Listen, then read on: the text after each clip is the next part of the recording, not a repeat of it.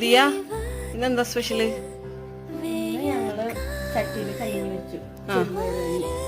ഞങ്ങള് തന്നെ പിള്ളേർ സെറ്റൊക്കെ കൂടിയിട്ട് ഒരുമിച്ച് ചട്ടിയിലിട്ട് കഞ്ഞി കറിയൊക്കെ വെച്ച് കളിക്കൂലേ, അതേപോലെ ഉണ്ടാക്കിയത്. അതിനോട് നമുക്ക് മുട്ടയുണ്ട്, മുട്ട.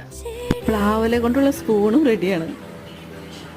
സത്യം പറഞ്ഞാൽ എനിക്കിത് കണ്ടപ്പോൾ ഭയങ്കര സന്തോഷമായിട്ടോ. ഇപ്പോഴത്തെ കുട്ടികൾ കിട്ടുന്ന സമയം മുഴുവൻ മൊബൈലിൽ അവരുടെ സമയം ചിലവഴിക്കും.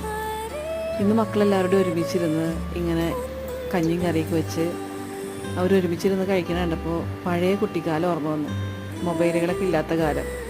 അതുപോലെ നമ്മൾ ശരിക്കും പറഞ്ഞാൽ കഞ്ഞി ഇങ്ങനെ ശരിക്കും വെച്ചില്ലെങ്കിൽ കുറച്ച് ഇലകളൊക്കെ എടുത്ത് ഒരു ചട്ടിയിലിട്ട് കുറച്ച് ഇല കഞ്ഞിയായിട്ടും കുറച്ച് ഇല കറികളായിട്ടൊക്കെ കാണിച്ച് ചുമ്മാ കളിക്കാറുള്ളൂ കൂടുതലും.